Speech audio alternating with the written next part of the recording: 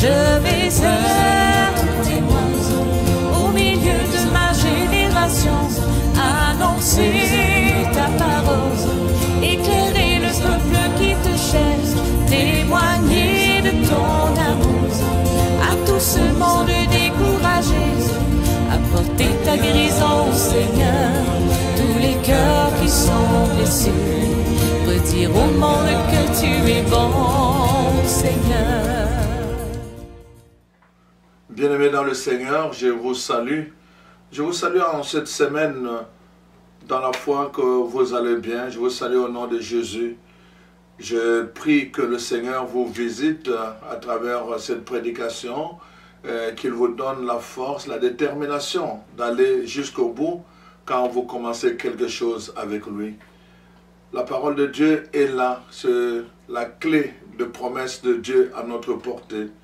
La parole de Dieu est là, c'est la pensée de Dieu pour nous ouvrir aux réalités, aux secrets du ciel. La parole de Dieu est inspirée à cause de cela. Elle est là pour nous donner un sens, une direction, mais elle est là aussi pour nous nourrir, pour nous soutenir dans notre cheminement, pour aller vers la direction, pour aller vers notre destinée. La parole de Dieu est là pour corriger nos erreurs afin que nous puissions aller de l'avant et ne pas abandonner. Alors que j'ai pris que cette parole d'aujourd'hui vous aide vraiment à cheminer jusqu'au bout et à marcher pour que vous puissiez vous aussi prendre possession de votre héritage. C'est d'ailleurs le thème que je vous propose en cette semaine. Ne te contente pas des fruits, mais prends possession de tout ton héritage. Ne te contente pas de fruits, simplement. Prends possession de tout ton héritage. C'est vraiment le thème que je voudrais vous partager aujourd'hui. Je pars évidemment de la parole de Dieu dans le livre de Deutéronome, le premier chapitre. D'abord, il y a Dieu qui dit à son peuple que ça fait longtemps que vous êtes en train de tournoyer autour de la même montagne, au bas de la montagne. Allez, continuez le chemin parce que voici, je vous ai donné la direction. Il y a un pays que j'ai mis à votre disposition, mais vous devez le conquérir. J'ai mis à votre disposition un pays, vous devez le conquérir. C'est un territoire, vous devez l'habiter, vous devez le conquérir pour l'habiter. Donc, ne restez pas ici à tournoyer, il faut aller jusqu'au bout. Je pense, chers amis, c'est très important que nous puissions écouter maintenant la réaction du peuple de Dieu. Pourquoi je vous propose ce texte, en fait? C'est que en début de cette année, en ce début d'année, sûrement plusieurs personnes ont pris la décision, la résolution, n'est-ce pas? En cette année, je vais faire ceci, je vais réaliser ceci. En cette année, ils ont pris des résolutions et ils ont fait des promesses. Mais encore faut-il qu'ils puissent tenir ces promesses et appliquer ces résolutions pour que ça devienne de réalité. Dans la plupart du cas, nous voyons que plusieurs personnes vont prendre des résolutions comme ça et malheureusement, parfois, ils vont abandonner un chemin. Ils vont se contenter de certaines choses, mais ils ne vont pas aller jusqu'au bout. Donc l'enseignement d'aujourd'hui nous fait prendre conscience qu'il y a eu un peuple que Dieu avait choisi, à qui il avait fait une promesse. Il avait destiné pour eux une terre, la terre de promesse. Il fallait que le peuple puisse conquérir pour entrer dans cette terre de promesse. Voyez ce qui va arriver. Alors donc, Dieu a donné une direction à son peuple. Il lui a demandé de ne plus rester à tournoyer autour de la montagne et qu'il fallait aller dans telle direction. Maintenant, le peuple s'est mis en route. Et à un moment donné, donc Moïse dit, nous allons maintenant examiner, aller espionner. Qu'est-ce qui se passe dans ce territoire que le Seigneur nous a donné? Qui habite ce territoire? Donc pour le conquérir, voyez-vous, il y a une stratégie. Donc Moïse prend une stratégie pour conquérir le territoire. Alors il va envoyer 12 espions pour aller vérifier la réalité de ce territoire que Dieu met à leur disposition et qu'ils doivent conquérir. Maintenant, donc, je vous lis le passage dont il est question et qui nous intéresse. Nous sommes donc dans Deutéronome chapitre 1, verset 19. À partir du verset 19, nous lisons. Donc les espions, nous partîmes d'Horeb et nous parcourûmes en entier ce grand et affreux désert que vous avez vu. Nous prîmes le chemin de la montagne des Amoréens, comme l'Éternel notre Dieu nous l'avait ordonné, et nous arrivâmes à Kadesh Barnéa. Je vous dis, vous êtes arrivés à la montagne des Amoréens que l'Éternel notre Dieu nous donne. Vois, l'Éternel ton Dieu met le pays devant toi. Monte, prends-le, prends-en possession. Comme te l'a dit l'Éternel, le Dieu de tes pères, ne crains point et ne t'effraie point. Nous nous approchâmes tous de moi, et ils dirent, envoyez des hommes devant nous pour explorer le pays, pour nous faire un rapport sur le pays, et pour nous faire aussi un rapport sur le chemin, et sur les villes où nous arriverons. Alors cet avis me parut bon. Alors j'ai pris 12 hommes, parmi vous, un homme par tribu. Ils partirent, traversèrent la montagne, arrivèrent jusqu'à la vallée d'Escod, qu'ils explorèrent. Ils prirent dans leurs mains des fruits du pays et nous les présentèrent, et ils nous firent un rapport et dirent, c'est un bon pays que l'Éternel notre Dieu nous donne.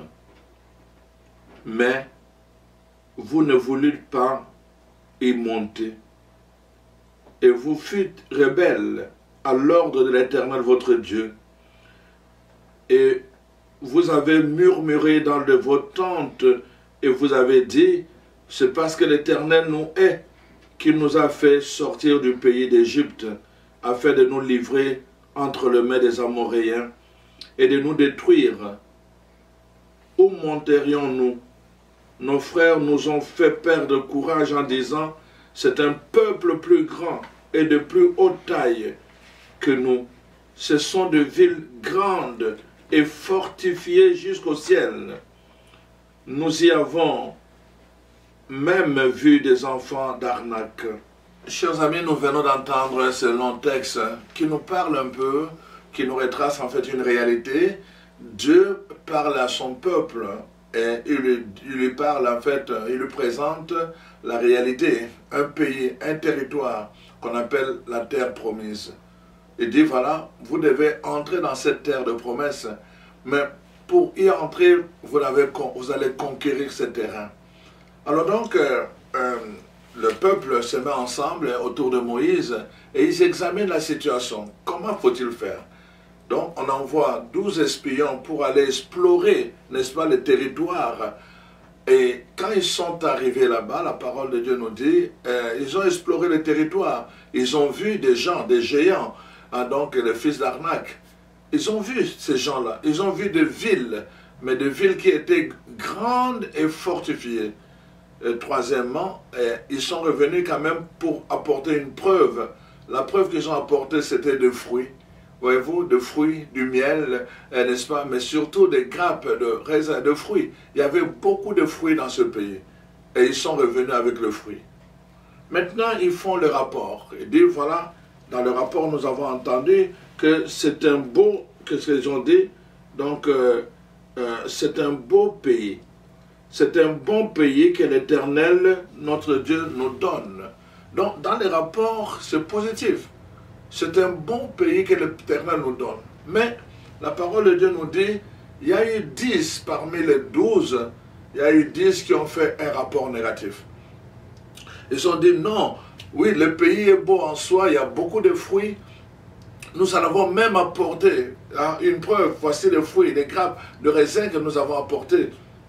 Seulement, le pays est fortifié. Et les habitants de ce pays sont comme des arnaques, des géants. Nous, devant eux, nous sommes comme des sauterelles. Quand les 10 ont donné ces rapports, alors le peuple a dit, non, nous ne voulons pas entrer dans ces territoires et nous ne voulons pas prendre possession de ce pays que Dieu nous a promis. Voyez-vous, d'une part, ils reconnaissent que c'est un bon pays que Dieu leur donne, et d'autre part, à cause d'un mauvais rapport, alors ils se découragent, ils refusent d'entrer dans ce pays. Chers frères et sœurs, dans la vie, voyez-vous, ne pensez pas que quand Dieu vous bénit, quand Dieu vous donne une promesse, ne pensez pas que tout doit être comme ça au clair. Non. Il y a une part, je vous ai toujours dit, il y a une part qui est la part de Dieu, il y a une autre part qui est l'effort humain, la responsabilité de l'homme, la coopération de l'être humain. Dieu va venir vous parler en rêve, il va vous montrer des choses, n'est-ce pas, dans votre combat, vous allez combattre et tout. Parfois, Dieu va faire sa part dans la nuit, il combat pour vous, et vous le voyez. Mais il y a votre part que vous devez faire le matin, le jour. Vous devez vous lever, prier, et puis commencer à annuler tout ce qu'on vous a révélé pendant la nuit. Il y a une part de Dieu, il y a une part qui est votre part. Le problème, c'est que, voyez-vous, parfois il y a des gens, quand Dieu le bénit, et ils voient quelques éléments simplement, alors ils abandonnent de prier, ils abandonnent tout et ils se contentent du peu. Peut-être ce sont le premier pas de la bénédiction de Dieu, ils se contentent de cela et puis après c'est fini. Voyez-vous, Dieu appelle les gens à des grandes choses, mais parfois ils vont se contenter de cela. Ne te contente pas de fruits. Ces espions sont revenus juste avec des fruits de cette terre, alors que la terre leur appartenait. Mais ils ont abandonné la terre, ils ont refusé d'entrer dans cette terre qui leur était promise. Ils se sont contentés simplement de fruits qu'ils ont apportés. Non, ce n'est pas ça que Dieu veut de toi. Dieu veut que tu puisses prendre possession de ton territoire en entier. Prends possession, va t'établir là où Dieu t'a destiné. C'est là que tu dois régner. Ne te contente pas de fruits, mon frère, ma soeur. Regardez un peu dans l'histoire de Joseph. La parole de Dieu nous dit, quand Joseph a été vendu par ses frères, il est arrivé, n'est-ce pas, chez Potiphar, qu'il a acheté comme esclave. Mais quand il est arrivé là-bas, Potiphar a commencé à aimer Joseph, plus que tous les autres esclaves. Pourquoi? Parce que quand il entreprenait quelque chose, ça réussissait. Il voyait la main de Dieu à travers l'œuvre de Joseph. Il lui a donné la responsabilité c'était le seul qui pouvait entrer dans la maison de Potiphar. Les autres esclaves n'y entraient pas. Il avait la responsabilité de gérer. C'est lui qui gérait le bien de Potiphar. Il était bien. Du point de vue, en fait, pour quelqu'un qui était esclave, il aurait pu se contenter justement à être gestionnaire de Potiphar. Mais ce n'est pas cela que Dieu voulait de lui. Dieu voulait qu'il aille plus loin en Égypte. Il ne voulait pas qu'il reste chez Potiphar, il voulait qu'il aille chez Pharaon. Voyez-vous? Et c'est pour cela que il fallait un incident malheureux, comme ce qui est arrivé quand la femme de Potiphar, n'est-ce pas, l'a calomnié, et que, voilà, il a voulu me violer, et on va arrêter Joseph en l'arrêtant, n'est-ce pas? En fait, cette arrestation et cet emprisonnement en Égypte ne faisait que l'aligner par rapport à sa destinée. Si Joseph s'était contenté d'être simplement, n'est-ce pas, le gérant de Potiphar, il ne serait pas devenu le premier ministre en Égypte et il n'aurait pas pu sauver tout son peuple. Pour sauver son peuple, il fallait qu'il ait la position qui était celle du premier ministre en Égypte et pas celle des gérants de Potiphar. Il y a des choses, nous ne pouvons pas nous contenter du minimum. Il y a des gens, des chrétiens qui sont devenus de contre-témoignages parce qu'ils n'ont jamais atteint leurs limites. Il y a des gens qui sont devenus de contre-témoignages qui ne donnent plus le goût aux gens, aux païens de vouloir Dieu ou de prier Dieu parce qu'ils n'arrivent pas jusqu'au bout, n'est-ce pas? Ils n'exploitent pas jusqu'au bout ce que Dieu a mis à leur portée. Le Seigneur t'appelle à l'excellence. Le Seigneur t'appelle à des grandes choses. Tu ne peux pas te contenter simplement de petites choses. Parce que tu as vu ceci et tu penses, n'est-ce pas, sur cela. Non, nous devons aller plus loin. Et chaque chose que tu découvres de façon merveilleuse doit mettre en toi le désir de choses encore plus merveilleuses. Et encore plus merveilleuses. Et encore plus merveilleuses. Pas pour t'enorgueillir, bien sûr. mais simplement pour manifester la grâce et la gloire de Dieu. Quand Dieu nous habite, quand Dieu touche notre vie, quand Dieu nous destine à quelque chose, c'est toujours l'élévation. On ne peut pas se contenter de petites choses. Nous ne pouvons pas nous contenter de petites choses. Notre Dieu, c'est un Dieu grand. Et nous devons vraiment apprendre justement à vivre sous le regard de la grandeur. C'est pour cela, voyez-vous, que je vous dis, ne vous contentez pas de fruits. Mais il faut prendre possession de l'héritage tout entier. Le peuple de Dieu n'avait pas compris cela. Si vous regardez la suite du récit, ils ont tourné pendant 40 ans dans le désert. Pendant 40 ans, ils ont tourné dans le désert. Pendant 40 ans, ils ont tourné dans le désert. Pourquoi? Parce qu'ils n'avaient pas compris la direction que Dieu leur avait donnée. Quand tu ne respectes pas la pensée de Dieu, quand tu ne prends pas la direction que Dieu t'a donnée, tu vas tourner dans ta vie. Tu vas tourner dans ta vie. Tu vas toucher ceci, ça ne marche pas. Tu vas essayer ceci, ça ne marche pas. Tu vas encore essayer ceci, ça ne marche pas. Et tu ne feras que tourner. Et à la longue, même les gens qui sont autour de toi vont se fatiguer en disant, mais il est tout le temps en train de prier. Il est tout le temps en train de jeûner. Il est tout le temps en train de lire la parole de Dieu. Mais qu'est-ce qui se passe? Il ne fait que tourner en rond. Pendant ce temps, les autres sont en train de s'élever.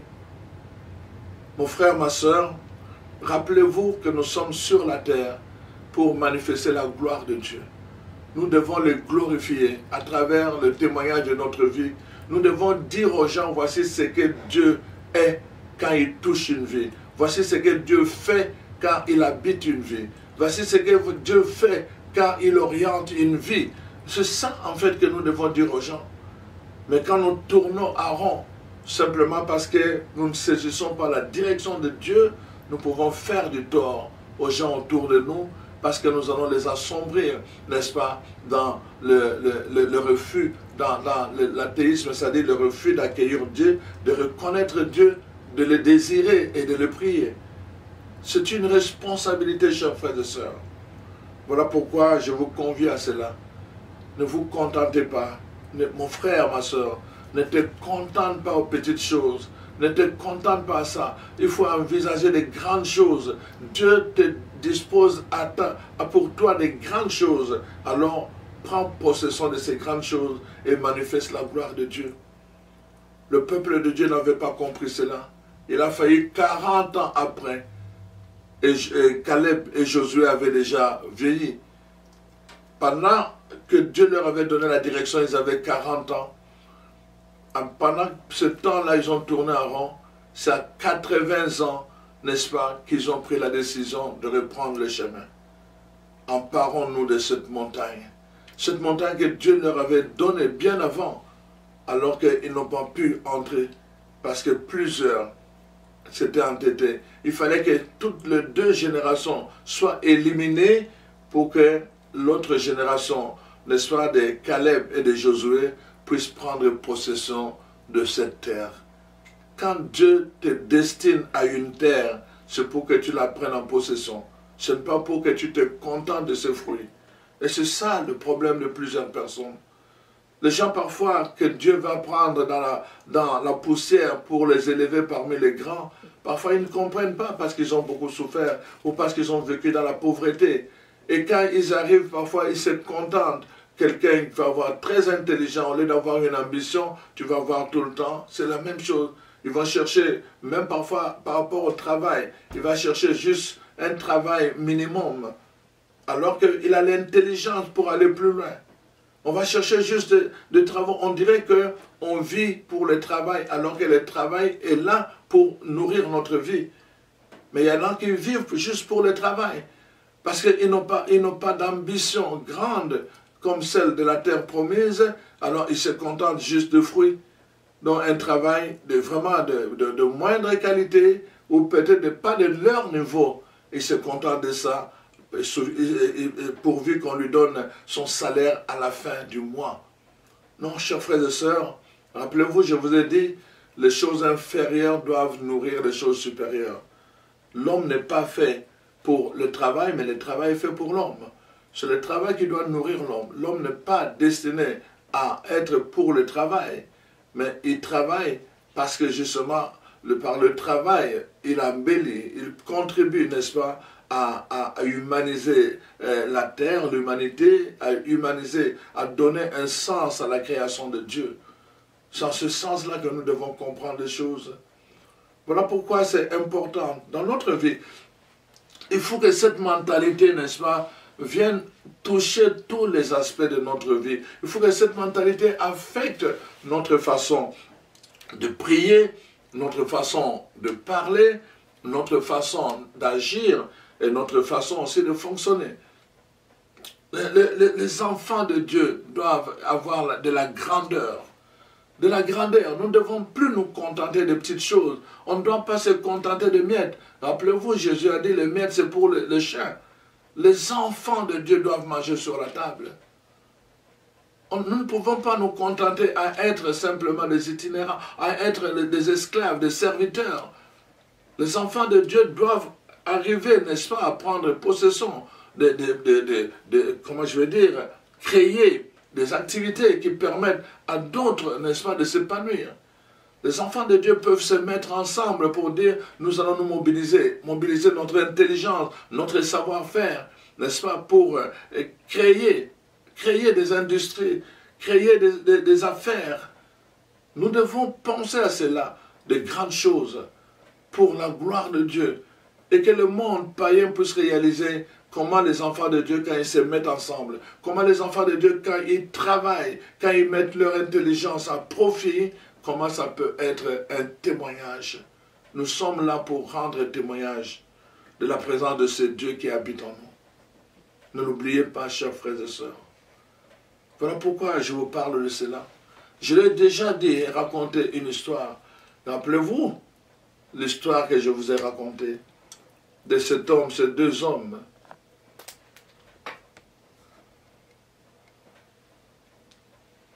L'histoire que je vous ai racontée, n'est-ce pas, concernait deux hommes qui sont allés au temple, comme à l'église pour prier.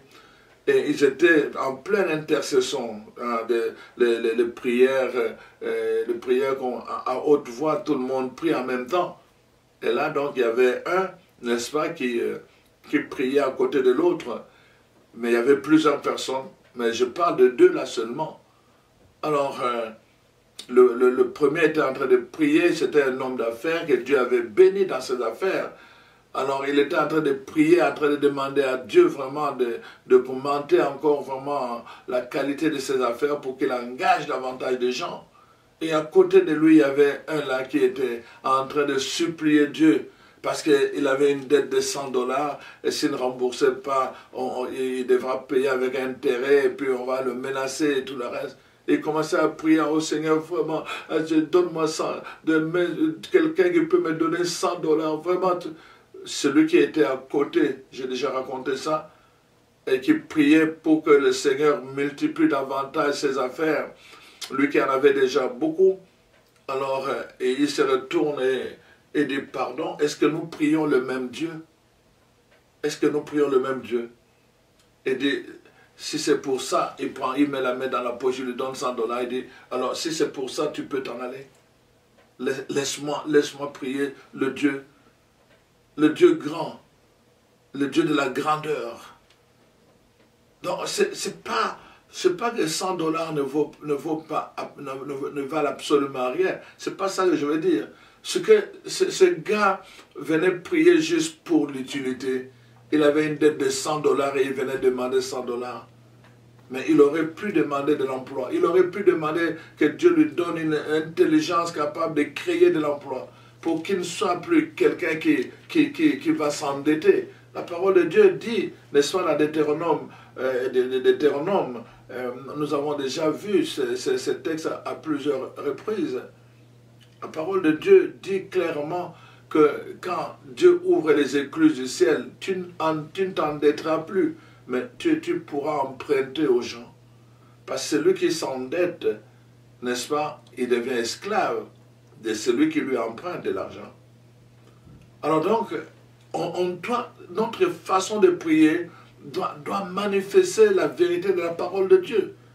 Au lieu simplement de demander, tu as une dette de 100 $ et tu demandes juste 100 $ parce que, non, mais demande que le Seigneur t'ouvre des portes pour que tu puisses trouver du travail, que tu puisses vraiment t'épanouir dans ce travail et que ton travail soit prospère. Ça, c'est une grandeur que de demander simplement, de se contenter simplement, n'est-ce pas, de ce dont on a besoin parce que justement, on a besoin de 100 $.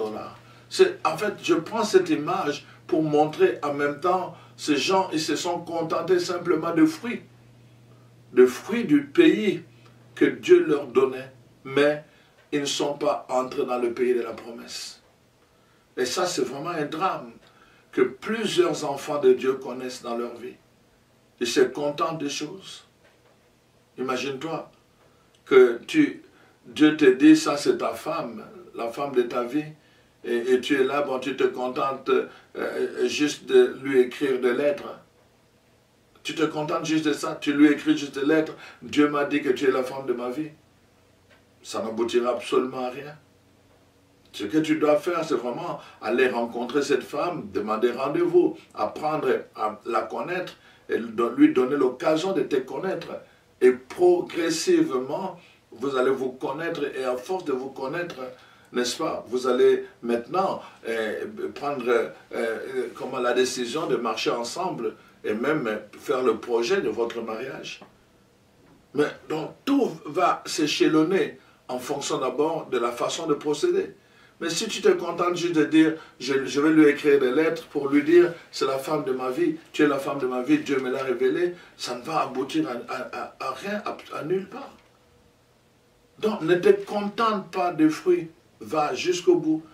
Le terrain, la terre, le pays que Dieu a destiné pour toi, la femme que Dieu a destinée pour toi, n'est-ce pas, le poste que Dieu a destiné pour toi, dans le travail que Dieu a destiné pour toi, le niveau que Dieu a destiné pour toi, il faut aller l'habiter. Tu ne peux pas te contenter juste des à peu près, parce que tu es à tel endroit, bon, le patron t'aime beaucoup et tout le reste, et puis finalement tu oublies la promesse de Dieu. Dieu veut faire de toi quelqu'un de grand. Il t'a mis là-bas juste pour que tu apprennes de lui. Imaginez-vous, David avait reçu l'onction. Il savait qu'il deviendrait roi. Il est arrivé chez Saül, qui était roi. Il a commencé à le servir. Imaginez-vous si c'était contenté à dire, ah bon, je suis déjà dans le palais royal, en train de servir Saül. Il ne serait jamais devenu roi lui-même. Donc, tu ne peux pas te contenter simplement de faveurs qu'on te fait, de services qu'on te fait, ou bien d'un rang qui t'élève à un niveau, tu te dis, bon, je suis déjà bien là-bas, il n'y a plus d'ambition. Non, il s'agit ici de quelque chose que Dieu a donné.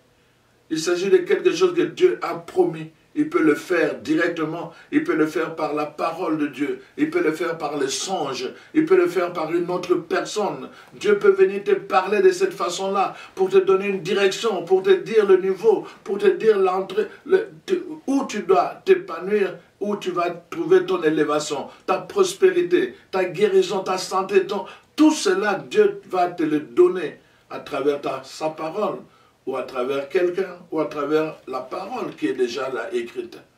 Mais tu dois t'emparer de cette parole. Et tu dois, n'est-ce pas, donner sens à ta vie par rapport à cela. Voilà pourquoi, chers frères et sœurs, je voulais vous partager ce message, espérant vraiment que ça va vous encourager à changer votre position. Vous ne pouvez pas vous contenter à tourner à rond autour d'une montagne alors que le Seigneur vous a destiné pour une autre direction.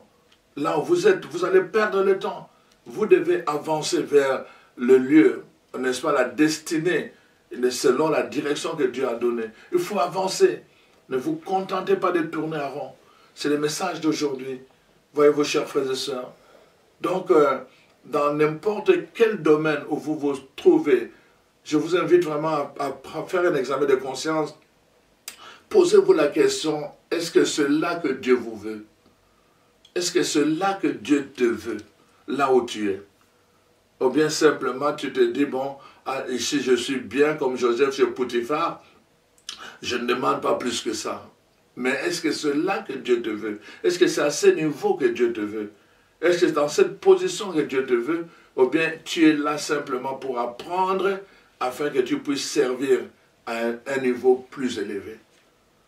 Alors, demandez cela, que le Saint-Esprit vous éclaire, que le Saint-Esprit puisse vous habiter pour que vraiment vous puissiez prendre la position que Dieu vous veut, parce que c'est seulement dans cette position que vous pourriez donner des fruits et des fruits en abondance, et où vous pourriez rendre un témoignage digne à notre Dieu, notre Père du ciel.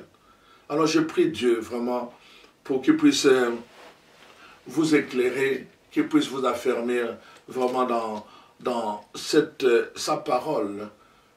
Père éternel et tout-puissant, toi qui nous as envoyé ton Fils Jésus, il s'est abaissé ici sur la terre et toi tu l'as élevé. Parce que tu le voulais dans une position élevée, au-dessus de toute autorité, de toute domination, de tout nom, de tout principe. Tu l'as élevé. Autant tu lui as donné le pouvoir et autorité dans le ciel, sur la terre, sous terre. Simplement, Seigneur, parce qu'il t'était fidèle et obéissant. Je te prie, Seigneur, fais distinguer tous ceux et celles qui se réclament de toi. Celles qui sont tes enfants, Seigneur, fais-les distinguer, Seigneur. Fais distinguer, Seigneur, tous les disciples de Jésus-Christ ici sur la terre, que les gens, en le voyant, puissent dire « Dieu est merveilleux ». Manifeste ta gloire dans leur vie, Seigneur. Élève-les, Seigneur, et donne-leur l'intelligence, Seigneur, d'aller jusqu'au bout, de percevoir leur mission, mais donne-leur aussi le moyen, le talent, le charisme pour pouvoir accomplir cette mission, afin, Seigneur, que leur vie puisse te glorifier et puisse honorer ton Fils Jésus. Je te le demande dans la foi, au nom de ce même Jésus-Christ. Amen. Amen. Amen. Alors merci, chers amis, et on se voit la semaine prochaine.